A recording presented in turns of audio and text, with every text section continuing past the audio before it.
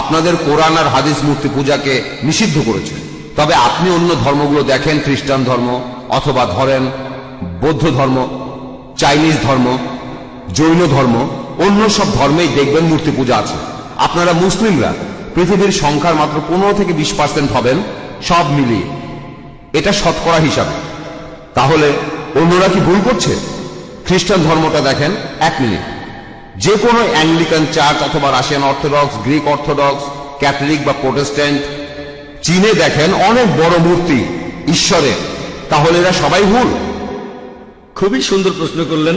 তিনি বললেন পৃথিবীতে মুসলিম আনুমানিক 15 থেকে 20%, কেউ বলে 25%, সে যাই হোক, আপনি বললেন 15 থেকে 20%, আচ্ছা মেনে নিলাম। আপনি বললেন যে খ্রিস্টানরা তারা মূর্তি পূজা করে, আমিও একমত। আপনি বললেন যে বৌদ্ধরা বিশাল মূর্তি বানায়, তারা কি সবাই ভুল? ভাই, ইসলামের সংখ্যাগুরু হলে জেতা যায় না। ইসলামে সত্য সবার উপরে। বেশিরভাগ মানুষ এই কয়েকশো বছর আগেও মনে করত পৃথিবীর সমতল, বেশিরভাগ। এটা কি জানেন? কয়েকশো বছর আগেও বেশিরভাগ মানুষ মনে করত পৃথিবীর সমতল। পৃথিবী কি সমতল ভাই মহেশ? না না। তাহলে বেশিরভাগ মানুষেরও ভুল হতে পারে। ইসলাম ধর্মে আল্লাহ পবিত্র কোরআনে বলেছেন, সূরা ইসরার 81 নম্বর আয়াতে উল্লেখ করা হয়েছে, ওয়াকুল জাল হক ওয়া জাকাল বাতিল ইন্নাল বাতিলা কানা জাউকা। বলো, সত্য উপস্থিত হয়েছে, মিথ্যা বিলুপ্ত হয়েছে, কারণ মিথ্যা প্রকৃতিগত কারণে বিলুপ্ত হবে। সেজন্য ইসলাম ধর্মের সংখ্যাগুরু হলে জেতা যায় না। যদি আমেরিকা যান, সেখানে দেখবেন পর্নোগ্রাফি, এটা নিষিদ্ধ না। আপনি এটা বিশ্বাস করেন? না, অনেক ইউরোপিয়ান এটা দেখায়। পর্নোগ্রাফিতে বিশ্বাস করেন? না, আমি বিশ্বাস খুব ভালো, আপনি তো ভালো মানুষ, আপনাকে অভিনন্দন জানাই। কিন্তু পশ্চিমা বিশ্বের বেশিরভাগ মানুষই পর্নোগ্রাফিতে বিশ্বাস করে। আপনি কি এটা বিশ্বাস করেন? আপনি কি পর্নোগ্রাফি দেখবেন? খুব ভালো, ভালো ছেলে। দেখেন, আপনি সত্যের কাছাকাছি আছেন। সংখ্যাগুরু হলে জেতা যায় না। আপনি তখন বললেন যে খ্রিস্টান ধর্মে সবাই মূর্তি পূজা করে। খ্রিস্টান ধর্মে আসলে মূর্তি পূজা নেই, কিছু খ্রিস্টান মূর্তি পূজা করে, যেমন কিছু মুসলিম ভুল কাজ করে। যদি খ্রিস্টানদের বাইবেল পড়েন, আর আমিও নিশ্চিত যে আপনি বাইবেল পড়েছেন, বাইবেলে উল্লেখ করা আছে, বুক অব ডিউটেরোনমি 5 নম্বর অধ্যায়ের 7 থেকে 9 নম্বর অনুচ্ছেদে বলা হয়েছে, তোমরা আমার কোনো প্রতিমূর্তি তৈরি করবে না। মহান স্রষ্টা তিনি বলেছেন, ওল্ড টেস্টামেন্টে আছে, তোমরা আমার কোনো প্রতিমূর্তি তৈরি করবে না, কোনো কিছুই না যেটার সাথে মিল আছে আকাশমণ্ডলের কিছু, পৃথিবীর কিছু, অথবা পৃথিবীর নিচের কিছু। তোমরা তাদের সেবা করবে না, তাদের কাছে নতজানু হবে না, কারণ আমি তোমাদের ঈশ্বর এবং প্রভু খুবই প্রতিহিংসা পরায়ণ। এই কথা আবারও আছে বুক অব এক্সোডাস 20 নম্বর অধ্যায়ের 3 থেকে 5 অনুচ্ছেদে, যে তোমরা আমার কোনো প্রতিমূর্তি তৈরি করবে না, কোনো কিছুই না যার সাথে মিল আছে আকাশের কিছুর, পৃথিবীর কিছুর, অথবা পৃথিবীর নিচের কিছুর। তোমরা এদের সামনে নতজানু হবে না, সেবা করবে না, কারণ আমি তোমাদের ঈশ্বর এবং প্রভু খুবই প্রতিহিংসা পরায়ণ। তাহলে ওল্ড টেস্টামেন্ট অনুযায়ী মূর্তি পূজা নিষিদ্ধ কাজ। আর যীশু খ্রিস্ট নিজেই বলেছেন, এটা আছে গসপেল অফ ম্যাথিউ 5 নম্বর অধ্যায়ের 17 থেকে 20 অনুচ্ছেদে, মনে করো না আমি নবীদের আইন বাতিল করতে এসেছি, এগুলোকে বাতিল করতে আসিনি, পূরণ করতে এসেছি। তোমাদের মধ্যে যদি কেউ কোনো একটা আইন ভাঙে আর অন্য কেউ ভাঙতে বলে, সে তাহলে স্বর্গের রাজ্যে প্রবেশ করতে পারবে না। আর যে এই আইনগুলো মেনে চলবে, সে স্বর্গের রাজ্যে প্রবেশ করতে পারবে।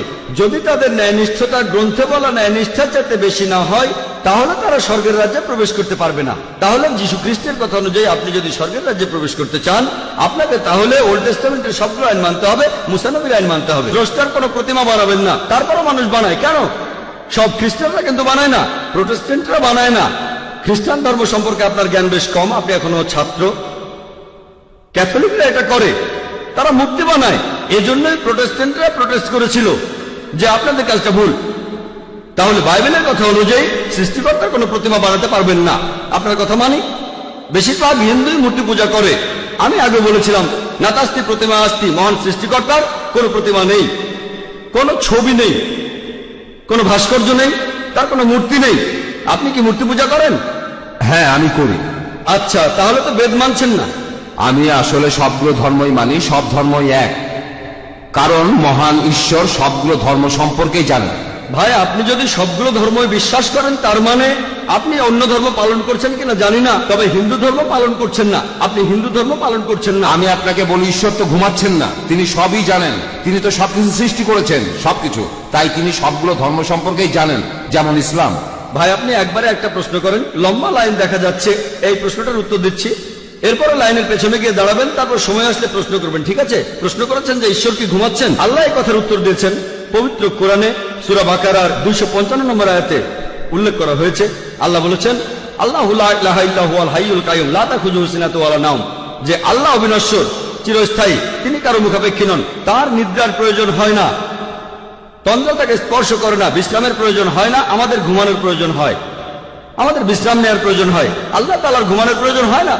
আল্লাহ তাআলা পবিত্র কোরআনে বলেছেন, তিনি যদি চাইতেন তাহলে পৃথিবীর প্রত্যেকটা মানুষকে বানাতে পারতেন মুসলিম হিসেবে, মুসলিম বানাতে পারতেন। আল্লাহর পক্ষে খুবই সোজা, শুধু কুন ফায়াকুন। তবে এই জীবনটা পরকালের জন্য পরীক্ষা। আল্লাহ আপনাকে পরীক্ষা করছেন, আমাকেও পরীক্ষা করছেন। আল্লাহ যদি চান আপনি আর কখনো মূর্তি পূজা করবেন না, তাহলে তো পরীক্ষাটা থাকলো না। পরীক্ষাটা হচ্ছে আল্লাহ আপনাকে কিছু আইন দিয়েছেন, এখন আপনি সেগুলো মানবেন কি মানবেন না। আপনি নাকি সবগুলো ধর্মই মানেন, কিন্তু আপনি তো হিন্দু ধর্ম মানছেন না, আপনি তো ইসলাম মানছেন না, আপনি তো খ্রিস্টান ধর্ম মানছেন না, শিখ ধর্ম মানছেন না, বৌদ্ধ ধর্ম মানছেন না। আমাকে এমন কোন কথা দেখান যেখানে ধর্মপট বলছে, বৌদ্ধ যে কোনো গ্রন্থ বলছে যে বুদ্ধ তার মূর্তি বানাতে বলেছেন। তিনি কখনোই বলেননি। বুদ্ধ কোথায় বলেছেন? আগামীকাল ধরেন কোন মুসলিম যে নবীজি মুহাম্মদ সাল্লাল্লাহু আলাইহি সাল্লামের মূর্তি বানালো, সে যদি মূর্তি বানিয়ে তার পূজা করে, আমি বলবো সেটা ভুল। নবীজি কখনোই তার মূর্তি বানাতে বলেননি। এখন কিছু মানুষ যদি কোনো ভুল কাজ করে থাকে, হোক তারা সংখ্যালঘু বা সংখ্যাগুরু, সেটা তখন সত্যি হয়ে যায় না। গৌতম বুদ্ধ কখনোই তার মূর্তি বানাতে বলেননি। এখন কেউ এই মূর্তিগুলোর বিরুদ্ধে গেলে সে আসলে বৌদ্ধদের ধর্ম পালনে সাহায্য করছে। শুধু বুদ্ধের একটা বিশাল মূর্তি বানিয়েছে বলেই তারা বুদ্ধকে মানে, এমনটা কিন্তু ঠিক না।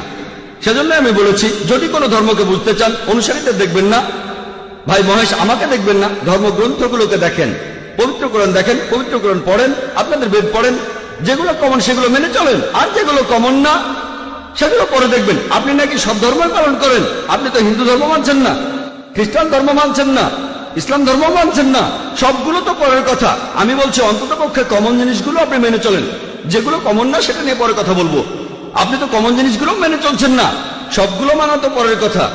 যেদিন আপনি মূর্তি পূজা বন্ধ করবেন, সেদিন আমি কথা বলতে পারবো যে আপনি সবগুলো ধর্মের সবচেয়ে প্রধান কথাটা মানছেন। যেদিন আপনি মুহাম্মদ সাল্লাল্লাহু আলাইহি সাল্লামকে সর্বশেষ চূড়ান্ত নবী হিসেবে মানবেন, সেদিন বলতে পারবো আপনি বেশিরভাগ প্রধান ধর্মের সবচেয়ে প্রধান দুটো কথা মানছেন। আশা করি উত্তরটা পেয়েছেন।